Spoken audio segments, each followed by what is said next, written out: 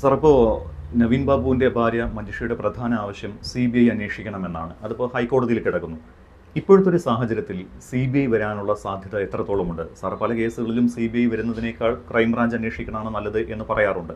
ഈ കേസിൽ CBI വന്നതുകൊണ്ട് മാത്രം നവീൻ ബാബുവിൻ്റെ മരണം ആത്മഹത്യയാണോ കൊലപാതകമാണോ എന്ന് തെളിയുമോ?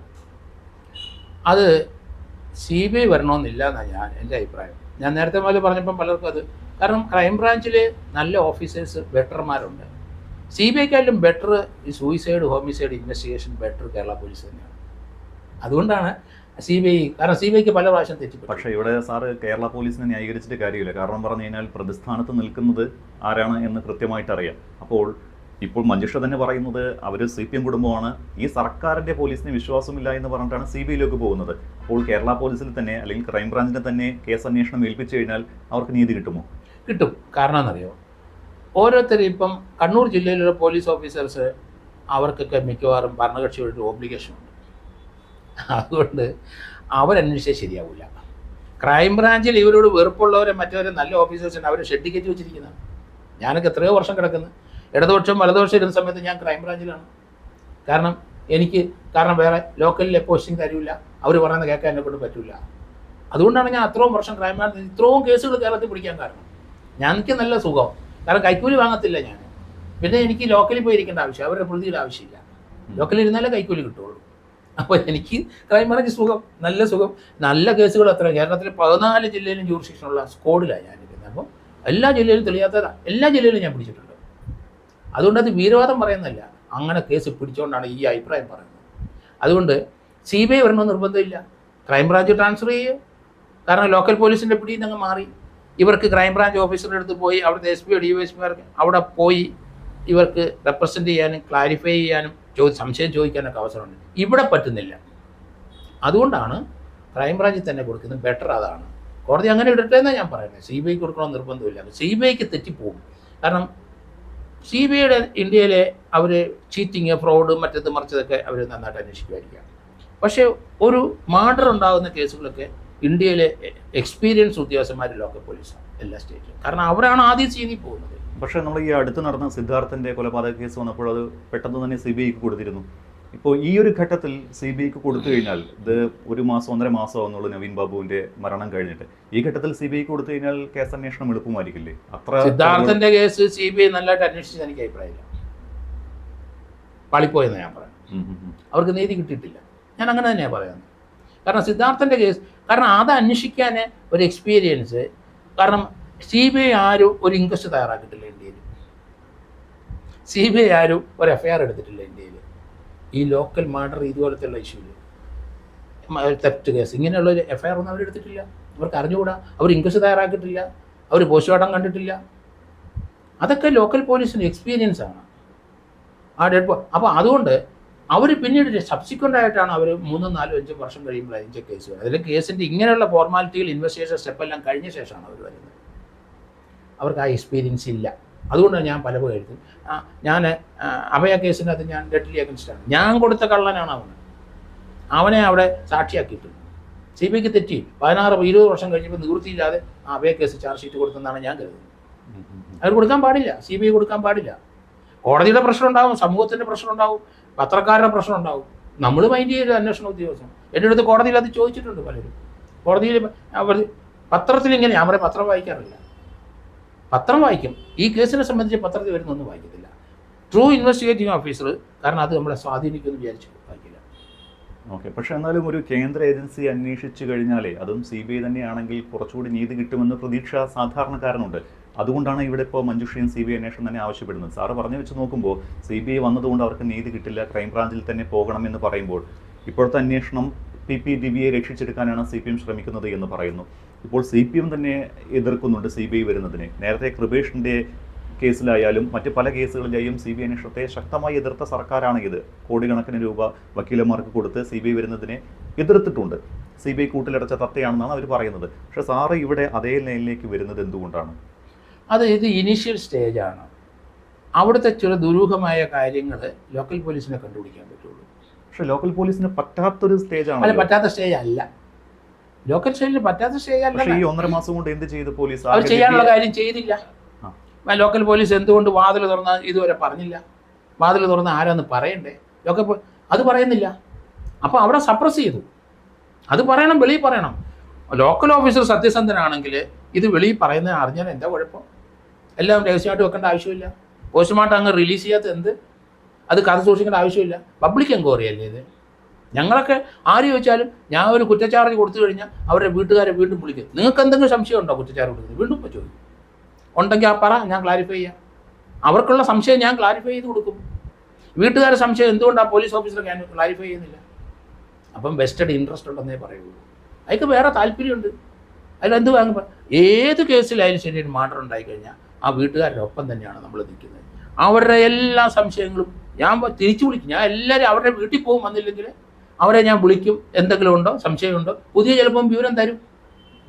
അപ്പം അങ്ങനെയാണ് അന്വേഷണം പോകുന്നത്. അല്ലാതെ പാർട്ടിക്കാർ പറയുന്ന പോലെ മറ്റവർ പറയുന്ന പോലെ ഇവൻ്റെ സ്വന്തം താല്പര്യം അനുസരിച്ചുള്ള രീതിയല്ല. ഇതിനൊക്കെ പല സിസ്റ്റമാറ്റിക്കായ പല നടപടിക്രമങ്ങളുമുണ്ട്. കാരണം ഇൻക്വസ്റ്റ് തയ്യാറാക്കുമ്പം അതിനകത്ത് വെസ്റ്റഡുള്ള ആൾക്കാരെ സാക്ഷിയാക്കാൻ പാടില്ല. ക്ലാസ് എടുക്കുന്നതാണ് ഞാനത്. കാരണം അന്വേഷണം മാറും. അതിനകത്ത് ചിലപ്പം ഉദ്ദേശിക്കുന്ന പ്രതികളല്ലാതെ വേറെ പ്രതികളായി പോകും. തങ്കപ്പൻ അവിടെ നിപ്പുണ്ടായിരുന്നു, അതങ്ങ് വിട്ടു, ഗോപാലിനെ കയറ്റി.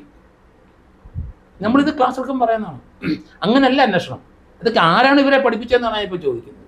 അത് ഞാൻ ചോദിക്കുന്നുണ്ട്. ഇവിടെ ഇപ്പോൾ ഇതാണെങ്കിൽ ഇൻക്വസ്റ്റിൽ തീർച്ചയായിട്ടും തെറ്റുകൾ പറ്റിയിട്ടുണ്ട്, പോസ്റ്റ്മോർട്ടത്തിൽ വീഴ്ചകൾ പറ്റിയിട്ടുണ്ട് എന്നൊക്കെ നമ്മൾ പറയുമ്പോൾ തന്നെ ഇനിയിപ്പോൾ CBI ആണെങ്കിലും ക്രൈംബ്രാഞ്ച് വന്നു കഴിഞ്ഞാലും എന്ത് പുതിയ തെളിവുകളുണ്ട് അവർക്ക് കിട്ടാൻ? കാരണം ഇനി റീപോസ്റ്റ്മോർട്ടത്തിന് സാധ്യതയേ ഇല്ല. ധൃതി പിടിച്ചാണ് മൃതദേഹം ദഹിപ്പിച്ചത്. അപ്പോൾ ഇനി എന്താണ് പുതിയൊരു അന്വേഷണ ഏജൻസി വന്നാലുള്ള നേട്ടം? തീർച്ചയായിട്ടും ഒത്തിരി നേട്ടം ഉണ്ടാവും. ആരാണ് വാതിൽ തുറന്നെന്ന് കണ്ടുപിടിക്കും. അത് പോലീസാണോ, അത് പാർട്ടിക്കാരാണോ, അല്ല ഈ ബിരിവേടിനോട് താല്പര്യമുള്ള ആളാണോ, അതോ പ്രശാന്തൻ്റെ അല്ലല്ലോ, അതോ പ്രശാന്തൻ തന്നെയാണോ? അത് കണ്ടുപിടിക്കണ്ടേ? അത് ഒരു പത്രക്കാർക്കും അറിയത്തില്ലല്ലോ, ആ വീട്ടുകാർക്ക് അറിയത്തില്ലല്ലോ, ആർക്കും അറിയില്ല. അത് പബ്ലിഷ് ചെയ്യുന്നതിന് എന്താ കുഴപ്പം? ഒരു കുഴപ്പമില്ല. അത് രഹസ്യമായിട്ട് സൂക്ഷിച്ച കാര്യമല്ല. അപ്പോൾ നമ്മൾ ശേഷമായിട്ട് ഒരു മർഡർ കേസിനകത്തൊക്കെ സൂക്ഷിക്കേണ്ട കാര്യം അതിനകത്തുള്ള സസ്പെക്റ്റ് വരാൻ സാധ്യതയുള്ള അതൊന്നും വെളിയുണ്ട്. അവിടെയല്ലേ നമ്മൾ സൂക്ഷിക്കേണ്ടത്. അല്ലാതെ എവിഡൻസ് കളക്ട് ചെയ്യുന്ന കാര്യത്തിൽ എന്തിനാണ് സൂക്ഷിക്കേണ്ടത്? മാക്സിമം എവിഡൻസ് കളക്ട് ചെയ്യില്ല, ആരും ആയിക്കോട്ടെ, കൊന്നത് ആരും ആയിക്കോട്ടെ. പക്ഷെ അത് സപ്രസ് ചെയ്തു ആ പോലീസ് ഉദ്യോഗസ്ഥൻ. അതുകൊണ്ടാണ് അതിന് എതിര് പറയുന്നത്. കാരണം വാതിൽ തുറന്ന് ആരും പറഞ്ഞില്ലല്ലോ ഇതുവരെ. 1.5 മാസം കഴിഞ്ഞല്ലോ, അത് പറയുന്നില്ല. പോലീസാണെങ്കിൽ പോലീസാണെന്ന് അഡ്മിറ്റ് ചെയ്യണ്ടേ?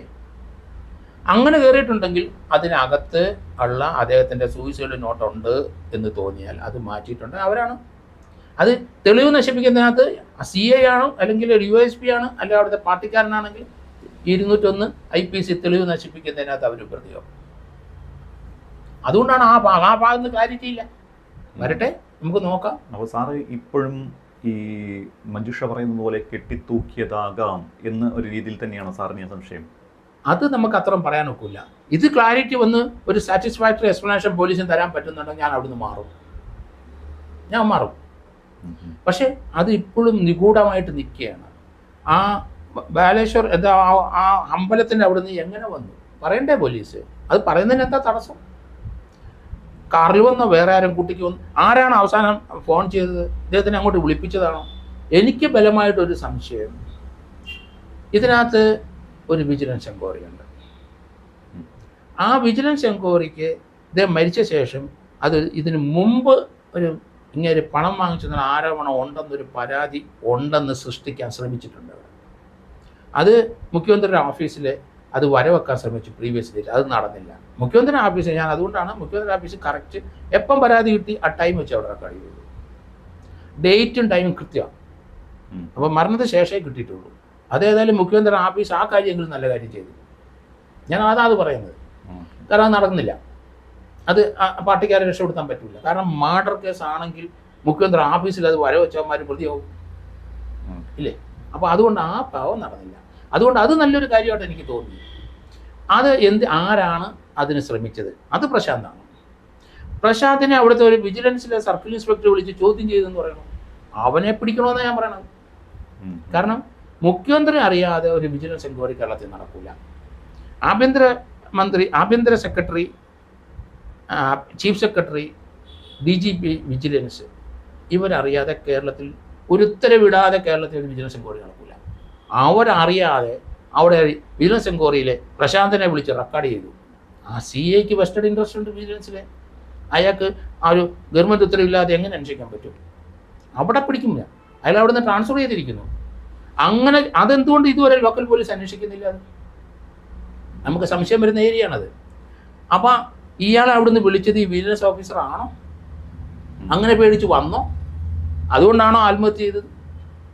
ആയിക്കോട്ടെ, അതൊരു സാധ്യതയുണ്ട്. അതിലോട്ട് പോലീസ് വരുന്നില്ല, പറയട്ടെ അത്.